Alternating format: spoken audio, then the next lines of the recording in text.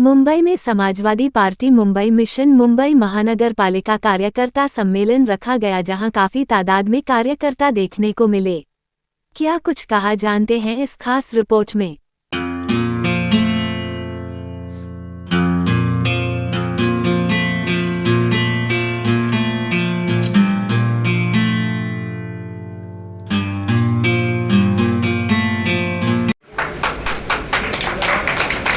और आज किसी बेहुदे ने ये बात कही है कि यहाँ से अब कोई नहीं आएगा, लेकिन मैं आप लोगों के माध्यम से अध्यक्ष जी को ये वादा दिलाना चाहता हूँ, ये वादा करता हूँ कि इंशाअल्लाह कम से कम इधर से इस जिले से 5 से 6 सीट हम लोग जीत के लेके आएंगे। समाजवादी पार्टी में मैं किस तरीके से जुड़ा, 2012 का टाइम था, 20वां रोजा था और बर्मा में मुसलमानों के ऊपर बहुत जुल्म हो रहा था।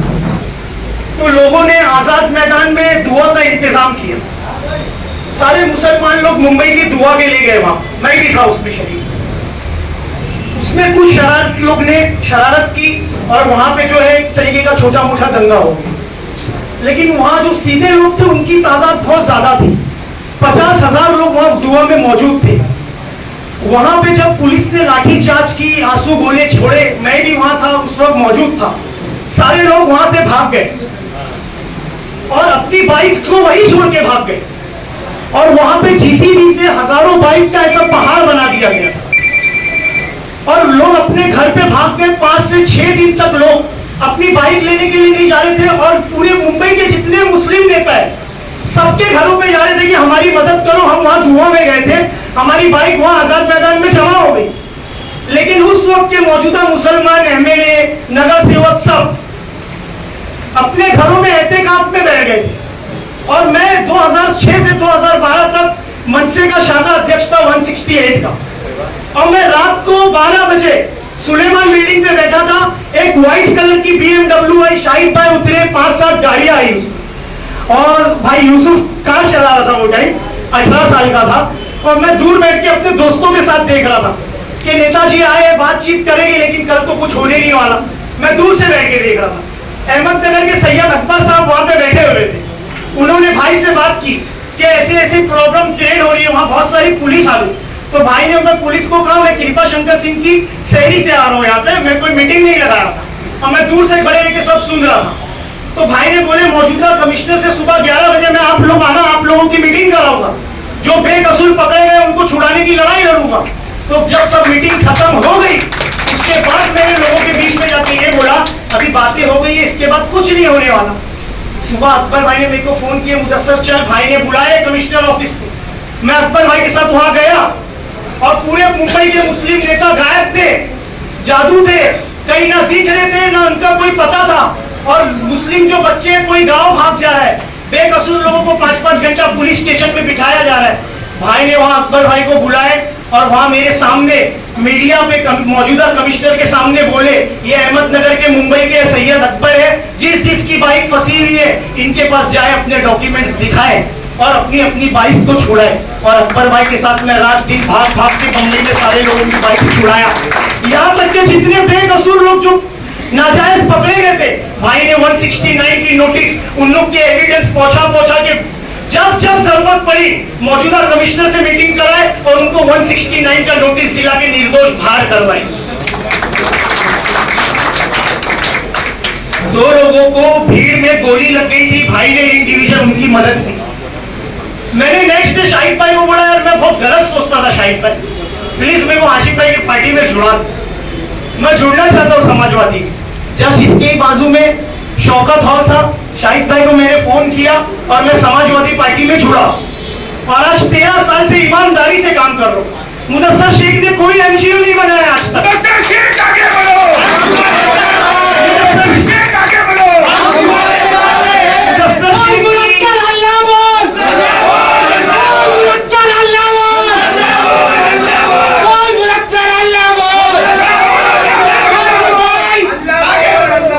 मुदस्सर शेख की एयरपोर्ट में एक भी आरटीआई नहीं है। मुदस्सर शेख कभी ऐसे कोई वीडियो नहीं बनाता है, या 3-3 माले की बिल्डिंग है, लोगों की गाड़ी रोड पे खड़े रहती है, वीडियो बनाते हैं, उसके बाद पुलिस वाले आते हैं, ये मत करो आपका हफ्ता बन जाएगा। मैंने कभी ये नहीं किया, ईमानदारी से काम करता हूँ, हक हलाल खाता हूँ और एकदम ईमानदारी से मैं लगा हुआ हूँ। इसके बाद एक और एक इंसिडेंट बताता हूँ मैं। 2019 में एसएमएस कंपनी के आंदोलन में मैं अरेस्ट हो गया। मैं बोला अब तो मैं अरेस्ट हो गया, कोई मेरे पीछे आने नहीं रहा। आशिम भाई 6 घंटा हम लोग सब लोगों के लिए साइन पुलिस स्टेशन में बैठे हुए थे भाई। समाजवादी पार्टी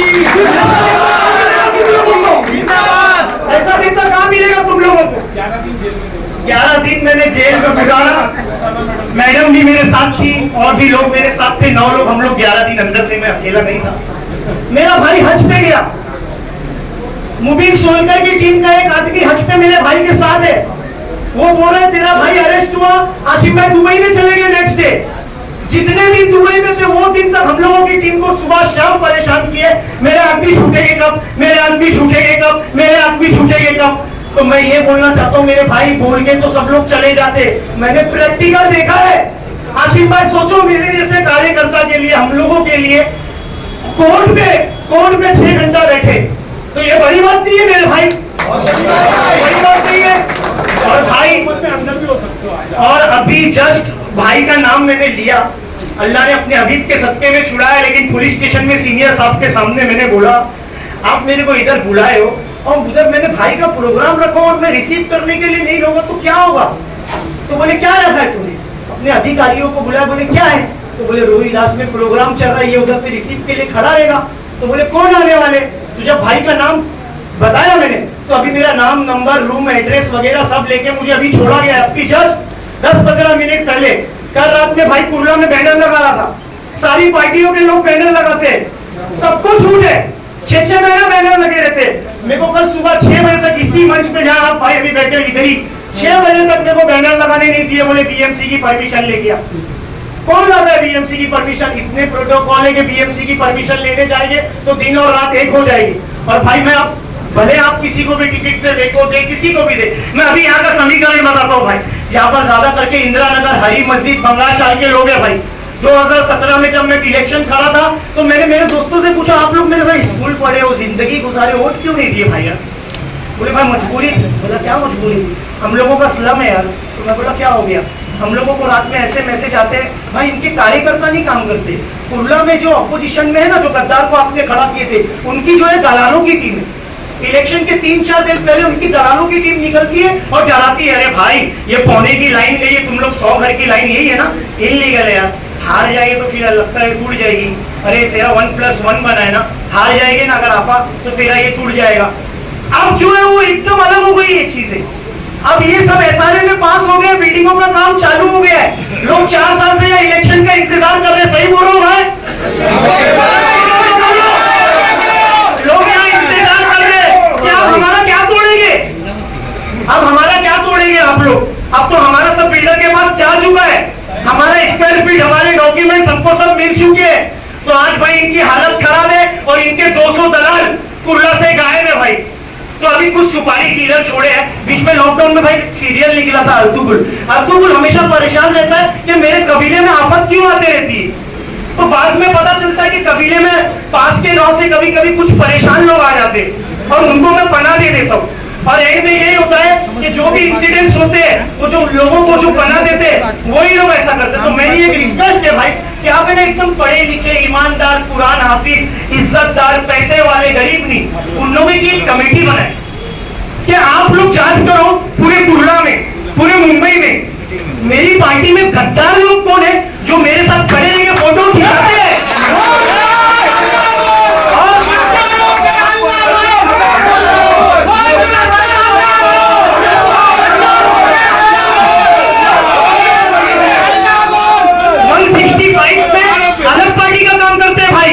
हमारी समाजवादी की जो पार्टी है इसमें सब पे नहीं बोलूंगा, 10% लोग 168 में आपा को चलाओ, 165 में अशरफ को चलाओ, 167 में उसको चलाओ। तो ये लाल टोपी क्यों लगाए तुम लोग ने, उतार दो भाई, इसके लिए कमेटी बनाओ। बस मैं ये चाहता हूँ और बस मैं ये कहना चाहता था, बोलने के लिए तो इतना बोलते रहूंगा भाई। फर्स्ट टाइम आपके सामने बोल दिया, शायद सेकंड टाइम पे बोलते बोलते बोलते थक जाऊंगा। और वैसे मैं अभी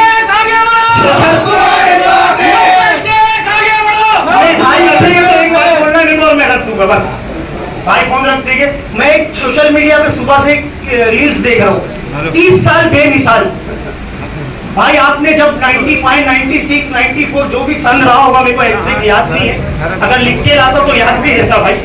उस वक्त आपने जो गद्दार को खड़ा किए थे, तो जो आपकी रैली चलती थी ना भाई, तो पीछे जो 2 रिक्शे में घूमे रहते थे ना, उसमें हाशिम भाई आगे चलो, हम तुम्हारे साथ है, यही बच्चा नारा लगाता था भाई। तो 30 साल पहले से मैं तुम्हारा कार्य करता हूँ भाई। बस इतनी बात बोल के मैं अपनी बात को खत्म कर रहा हूँ। अस्सलाम वालेकुम। बजट का सेशन जब था, 1 महीने का होता है सेशन, मैंने मुझे टीवी वाले ने कुछ पूछा, मैंने उसके जवाब में औरंगजेब रहमतुल्लाह अलैह की हिस्ट्री जो किताबों में लिखी हुई है, जो बहुत सारे हिंदू राइटर्स ने लिखा है, बहुत मोटी मोटी किताबें हैं, उन किताबों का हवाला देते हुए मैंने बताया तो मुझे सस्पेंड कर दिया गया।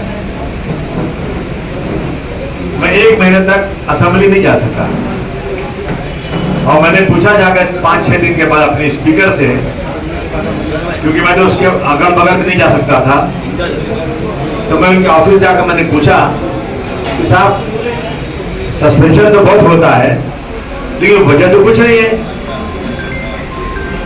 और उसके बाद सस्पेंशन पूरा महीना कैसे चला। जब भी पहले किसी का सस्पेंशन हुआ है तो एक एमएलए खड़ा होता है हफ्ते बाद 4 दिन बाद कि साहब बहुत हो गया, इसको वापस ले लो, तो वापस लिया जाता है। मेरा क्यों नहीं वापस हो रहा है? बोले आपके लिए पूरे 288 में से एक आदमी भी आपका सस्पेंशन वापस मांगने को तैयार नहीं। क्या गुनाह किया था मैं पूछूं कि इस देश की जीडीपी 25% कब थी? मैं पूछूं कि यह देश सोने की चिड़िया कब था? इस देश में हर गांव में हर औरत के पास सोना कब था? और अंग्रेजों ने इस मुल्क पे चढ़ाई क्यों किया? क्या कागज की चिड़िया लेने के लिए? लूट के ले गए। तो यूसुफ भाई ने मुझे एक दिन कहा, कासिम भाई मैंने ये देखा है कि एक आदमी बोला नहीं मैं आपके साथ अभी काम करने को तैयार हूं, और उस दिन से लगे हुए हैं। और आपको खुशी होगी कि हम लोग जब हमने पार्टी शुरू की थी, हमारा कोई संगठन नहीं था, हमें भाषण करना नहीं आता था, हम राजनीति से ज्यादा वाबस्ता भी नहीं थे, लेकिन हम लोगों ने 4 एमएलए चुन के लाए थे, एक मिनिस्टर भी बनाया भगौड़े को, और उसके बाद 23 नगर सेवक लाए। मैं इलेक्शन नहीं लड़ा, मुझे तो लड़ना चाहिए था ना, मैं एमएलए बन जाता, लेकिन मुझे एमएलए बनने का इतना शौक नहीं था जितना लोगों को बनाकर इस मुल्क के महाराष्ट्र में एक ताकत बनानी थी। मैं 1995 अप्रैल में सदर बना हूं और उसी साल इलेक्शन हुआ है, और बड़ा अरूज था हम लोगों का। ये जो यहाँ एमएलए बना था पहले, उसको 800 वोट मिले थे जब वो लड़ा था उससे, संजय विचार मंच से। मैंने आकर इन लोहे की बाजारों में हर जगह हाथ जोड़ जोड़ कर वोट मांगा था, याद होगा लोगों को। किसके लिए? समाजवादी पार्टी मजबूत करके एक ताकत बनाने के लिए, और कोई बात नहीं थी। मैंने 92-93 के दंगों में मैंने अपनी आंखों से देखा था कि माइन पुलिस स्टेशन के अंदर मेरी बड़े बड़े घर की लड़कियों को नंगा करके क्या क्या किया गया। मैं 1 साल जेल में था, मैंने देखा था कैसे दाढ़ियां काटी जा रही थी, कैसा जुल्म किया जा रहा था। हम एक बैरिक में नहीं रह सकते थे, बैरिक के बाहर लिखा था कि इसमें 65 लोग रह सकते हैं, हम 195 लोगों के साथ रहते थे। हम सोते थे ऐसे उंगलियों की तरह इंसान, अगर रात को पेशाब करने जाना है तो न जाने किसके सर पर किसके पेट पर हमारा लात पड़ जाएगा। हम सोने के चम्मच में खाते थे, हम मर्सिडीज गाड़ी में घूमते थे, हमारे तो बंगले थे, हमारे पैसे थे, लेकिन हमारा कोई पुरसान हाल नहीं था। हमने सोचा उस वक्त अबू आसिम मगर तुझे जेल से तुम रिहाई मिल गई, रिहाई मिल गई तो मैं पूरी जिंदगी इंशाअल्लाह ताला अपनी कौम के लिए वक्फ कर दूंगा।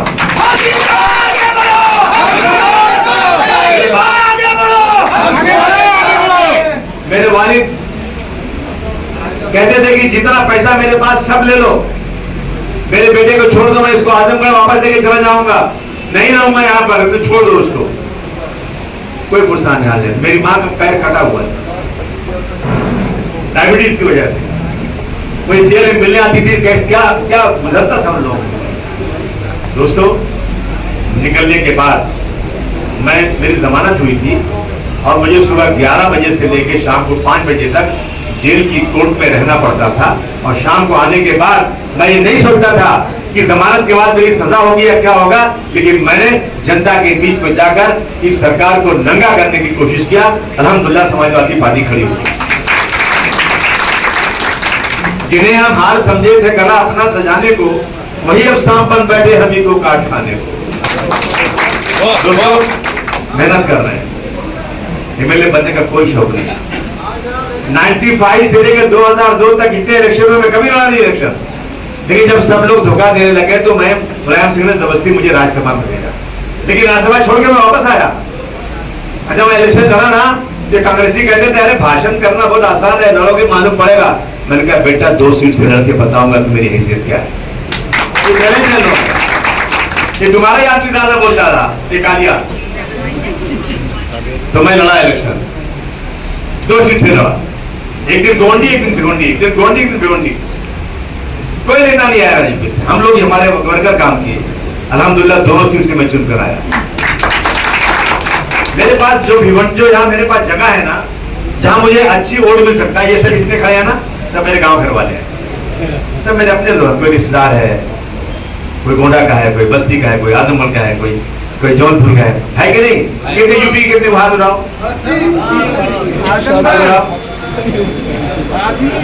कहाँ गया? हाँ, कोई बात नहीं, इतने लोग यहाँ पे हैं, समझे ना? तो मुझे मैं कैसे नहीं जीत सकता हूँ यार?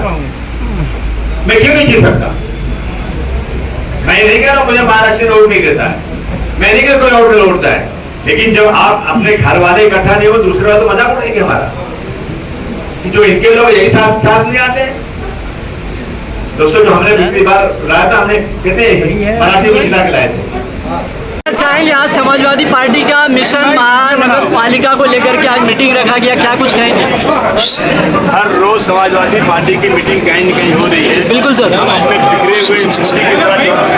बिखरे हुए मूल्य की तरह जो हमारे कार्यकर्ता हैं, हम उनको एक लड़ में पूरना चाहते हैं, समाजवादी पार्टी और हमारा टेम्पो इसलिए हाई है, बिल्कुल समाजवादी पार्टी इस देश की तीसरी नंबर की पार्टी है जी। हमी ने 400 पार को कम किया जी, और हम लोगों ने यूपी में बहुत बड़ी ताकत पैदा किया है। आने वाले दिनों में इंशाअल्लाह समाजवादी पार्टी की सरकार यूपी में आएगी जी, आएगी। और यहाँ की बात जितने नगर से चुन के दे दो, मेयर अगर हमारे बनने न पाए, ये हमारी कोशिश है। जा रहे लोगों से रिक्वेस्ट कर रहा है, लोगों से गुजारिश कर रहे हैं, बार बार से ताकत मांग रहे हैं, संगठन बना रहे हैं, आंदोलन कर रहे हैं। इसलिए हम आजकल चारों तरफ काम कर रहे हैं ताकि आने वाले इलेक्शन में समाजवादी पार्टी एक ताकतवर पार्टी बनकर निकले। इस बार कहीं न कहीं लगता है मुंबई महानगर पालिका में जरूर बदलाव आएगी और इसकी समाजवादी पार्टी की सीट आएगी। इसीलिए तो घबरा गए बीजेपी के सदस्य जो कह रहे हैं कि पठान न बन जाए। चाहेंगे आज समाजवादी पार्टी की तरफ से मिशन मुंबई महानगर पालिका को लेकर के सम्मेलन रखा गया, क्या कुछ कहेंगे? सर भी आए थे, क्या कुछ कहना चाहेंगे? देखिए, ये जो समाजवादी पार्टी है ना, एक बहुत मैच्योर्ड और एक अच्छी पार्टी है जी। और हम लोगों का जो मिशन बीएमसी का है, वो ऐसा नहीं कि आज प्रोग्राम हुआ था, हम लोग हमेशा तैयार है बीएमसी में म्यूनसिपल कॉर्पोरेशन। जिस तरीके से हमारे नगर सेवकों और नगर सेविकाओं ने ओएनडी में और आईकल्लम में जो काम किए हैं जी, इस तरीके से हम लोग कुर्ला को भी इस तरीके से वापस बनाना चाहते हैं जी, क्योंकि कुर्ला के जो हालात है अभी आज ये प्रोग्राम हम लोग ने 7 बजे रखा था, लोग 6-6 बजे अपने घर से निकले, चांदीवली से, बैंड्रा से, कुर्ला से, यहाँ पहुँचने में हम लोगों को तकरीबन 1.5 से 2 घंटा। ये तो हाल है इधर के सड़कों का, हमारी समाजवादी टीम इससे बहुत अच्छी टीम है और ये पूरी तरीके से पूरे इसमें मैनिफेस्टो के साथ लेके आएगी और हम लोग ज़्यादा से ज़्यादा सहयोग किया। कहीं न कहीं लगता है सर इस बार महानगर पालिका में समाजवादी पार्टी के जरूर इस बार चुन करके आएंगे, क्या लगता है इस बार? नहीं, बिल्कुल बदलाव आएगा, बिल्कुल चुन के आएंगे कि समाजवादी पार्टी इस वक्त आप देखिए 4 साल डिले हो गए इलेक्शन में, उस 4 साल में आपको कोई भी पार्टी वाला नजर नहीं आया, सिर्फ और सिर्फ समाजवादी के लोग, समाजवादी के टी शर्ट पहन के घर घर लोगों ने काम किया, बिल्कुल सिर्फ समाजवादी के लोग ने काम किया। जैसे इलेक्शन अब करीब आया है, लोग बिलों से बाहर निकल गए। जो नगर सेवक थे जिनके ऊपर एक्स नगर सेवक का लकब निकला, उन्होंने 4 साल जनता को ये बोला कि क्या करें, हमारे पास फंड नहीं है, लेकिन जैसे इलेक्शन का अनाउंसमेंट हुआ माननीय उच्च न्यायालय ने कहा कि 21 जनवरी से पहले कर सारे लोग मिल के बाहर निकल के आ गए, फंड लेना चालू कर दिए, फंड लेके घूमना चालू कर दिए। लेकिन जनता जानती है, जनता ने 4 साल देख लिया, 4 साल बेहाल वाला जो हिसाब है, अब जनता इनको चुन चुन के जवाब देगी। और हमारे यहाँ से ज़्यादा चांदीवली से, कलीना से, बैंड्रा ईस्ट से, बैंड्रा वेस्ट से, कुर्ला से ज़्यादा नगर सेवक चुन के हम लोग लेके आएंगे। हम ये नहीं कहते कि मेयर हमारा बैठेगा, लेकिन हम ये ज़रूर कहते हैं कि मेयर हमारी वजह से बैठेगा। कार्यक्रम रखा, सफल भी हुआ, सर लोग बहुत अच्छा बताए भी, लोगों को गाइडलाइन भी किए, क्या कहना चाहेंगे? बस अब मैं क्या कहूँगा, हमारे जिला अध्यक्ष साहब ने जो कुछ कह दिया आपको, हाशिम भाई ने हमारे ऊपर जो है जिला अध्यक्ष साहब को पोस्ट दे दी, बबलू भाई ने मुझे तालुका अध्यक्ष बनाया। जैसा जैसा बबलू भाई बोलते हैं इस तरीके से काम करना है, वो गाइडलाइंस को हम फॉलो करते हैं। और जैसे कि 2017 में हाशिम भाई ने मेरे पे भरोसा जताया था, और अगर इंशाल्लाह इस बार भी भरोसा जताएंगे, जैसे हाशिम भाई ने अभी खुद ही कहा कि जिस इंसान को उन्होंने एमएलए बना डाला, बनाने की इज़्ज़त अल्लाह की, लेकिन हाशिम भाई जरिया थे। वो पहले इलेक्शन में 800 वोट लिया था, तो मैंने तो इंशाल्लाह उससे काफ़ी ज़्यादा ही वोट लिया था। और आज वो इलेक्शन के बाद मेरे 9 साल का संघर्ष मेरे साथ है, और कुर्ला की आवाम मेरे साथ है, और बबलू भाई की दुआ, हाशिम भाई की दुआ, और मेरे माँ बाप की दुआ। और इंशाल्लाह अल्लाह अपने हबीब के सदक़े में अगर मुझे टिकट दिलाया तो इंशाल्लाह कुर्ला की आवाम बताएगी उसका रिजल्ट क्या है। साथ ही आप भी युवाओं को क्या मैसेज देना चाहेंगे? आपको ये मैसेज देना चाहूँगा, नशा छोड़ दो, मैदान में टफ में खेलो, मोबाइल छोड़ दो, सिगरेट छोड़ दो, अच्छी चीज़ों, मोबाइल जो है एक अच्छी चीज़ भी बुरी चीज़ भी, तो उसमें अच्छे ऐप्स देखो। गुजराती मारवाड़ी लोग 2 घंटा अच्छे ऐप्स देखते हैं उसमें, बिल्कुल बाद में फालतू ऐप्स देखते हैं। लेकिन आज हमारे युवा क्या कर रहे हैं? ड्रग्स कर रहे हैं, कॉरेक्स पी रहे हैं, हर जगह गोवंडी को बदनाम किया जा रहा है, लेकिन पूरे मुंबई का ही ये हाल है, बिल्कुल ये पूरे। और आज जो समीर वानखड़े को जो बदनाम किया जा रहा है, मैं ये बता रहा हूँ, समीर वानखड़े साहब आने के पहले लोग रोड पे रिस्ला पीते थे, मैं पूछ रहा था क्या है, तो बोलते इसमें ड्रग्स डाल रहे हैं। लेकिन समीर वानखड़े आने के बाद से जो ड्रग्स का नशा वशा करते हैं, उनकी हिम्मत नहीं है कि सिगरेट जला के रोड पे घूम जाए। ये खौफ समीर वानखड़े का लोगों के अंदर बना हुआ है। भले आज उन पे जो भी मुसीबत आई हुई है, जो भी है, लेकिन उनका जो नारा है सत्य में विजय पे, और देख लेना समीर वानखड़े साहब की जीत हो।